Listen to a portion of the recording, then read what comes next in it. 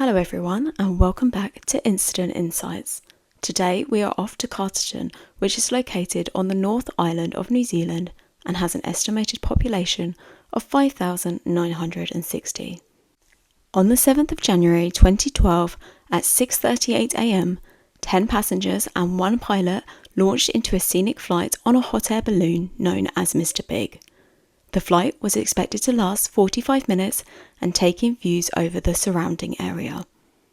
On this day, it was piloted by Lance Hopping, a 53-year-old pilot with over 1,000 hours flying time.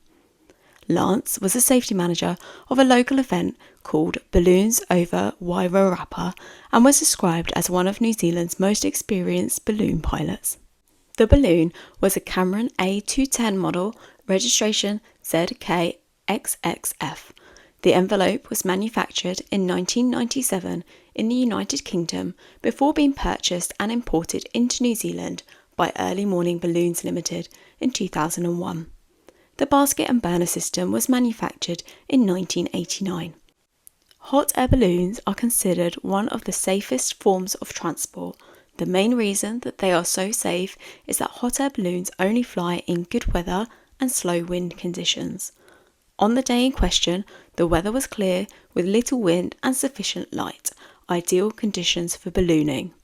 On board, alongside Lance Hoppin, was a full basket of guests, all from the Greater Wellington region. This included 2 husband and wife couples, 2 cousins, and a further 2 couples. As the flight drew to a close, the pilot had indicated to the chase team that he was likely to land near Somerset Road. A balloon chase team is a ground team that follows along in a vehicle. Once at the landing site, the crew from the chase team can aid with the landing itself and then often transport passengers and equipment back to the takeoff location. At around 7:20, as the balloon descended, it was heading northeast over Somerset Road before reversing direction and heading back towards the road. The 2 chase vehicles, which were carrying some of the family members of those travelling on board, positioned themselves to assist with the landing. Eyewitnesses saw the balloon get low to the ground before starting to drift towards a 10-metre high 33 kilovolt power line. Reports say a witness noticed an isolated gust of wind before the crash. As the balloon was ascending to try and avoid the power line, the pilot was heard shouting, "Duck down." The balloon struck the power lines and one of the wires became caught over the edge of the basket. The pilot and the passengers were trying to push the wires off, but the basket was still entangled whilst the balloon was ascending, pulling them taut. It was then, after about 30 seconds, that electrical arcing occurred, rupturing one of the 4 liquefied petroleum gas cylinders and causing a fire to ignite the basket and envelope in a split second. This also caused the line to trip and 3,800 properties supplied by the line to lose power. 2 of the passengers jumped from the basket to try and avoid the blaze and fell 20 metres to their death. Those on the ground watched in horror as the flames swallowed up the basket and those inside. As the fire intensified, it caused the air inside the balloon to heat up and forced the balloon to rise. This led to the power line eventually snapping and the balloon shooting up into the air.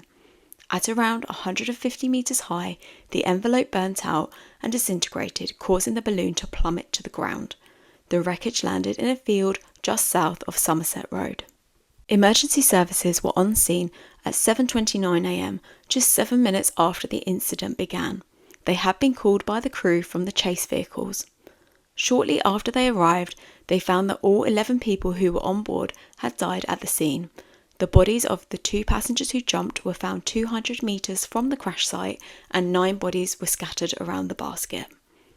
The wreckage was examined at the scene by the Transport Accident Investigation Commission, the TAIC, before being transported to a secure workshop.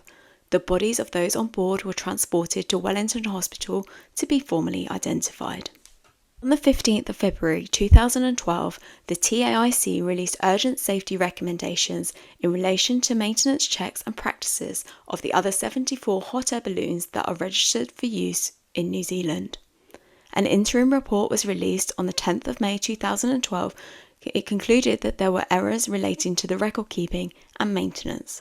The last inspection report from the 14th of September 2011 recorded the wrong type of certification, a lack of 4 airworthiness directives, and outdated versions of the flight and maintenance manuals were being used.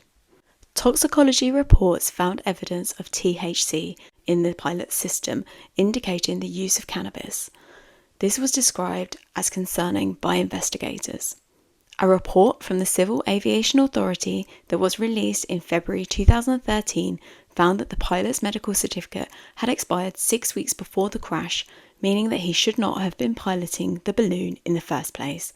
It also found that during examination of the wreckage, neither the rapid deflation system nor the parachute valve had been deployed, despite there being time to do so. Passengers also hadn't been briefed in their use in an emergency. Either of these would have allowed for a rapid, controlled descent. In April 2015, the coroner findings were released to the public and described the accident as entirely preventable and was caused by a significant error of judgment. Although there was no proof that the pilot had used cannabis before the flight, statements from people who knew him revealed that he was a weekly cannabis user, and the long-term effects of using could have had an effect on his thinking and perception. It also found that the hot air balloon crashed because of a significant error of judgment by hopping when he tried to outclimb a power line he was drifting towards, causing the balloon to become stuck, catch fire, soar into the air, and then plummet to the ground.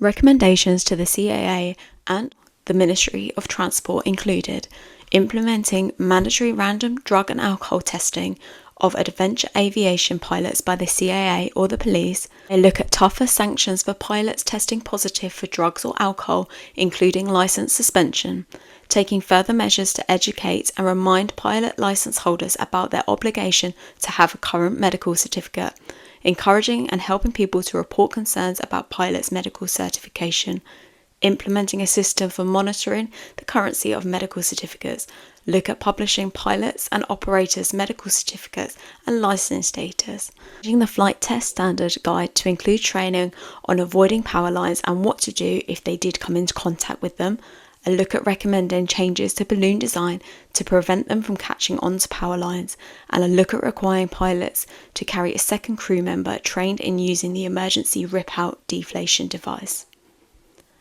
In January 2016, a memorial was erected near the site of the disaster. The crash is the deadliest ballooning disaster ever to occur in New Zealand. Today's video is in memory of those that were killed in the accident. Thank you for joining us on Incident Insights. If you do have any thoughts about the Carterton hot air balloon crash or any suggestions for future videos, then please leave a comment below. Until next time, take care, and I will see you in the next video.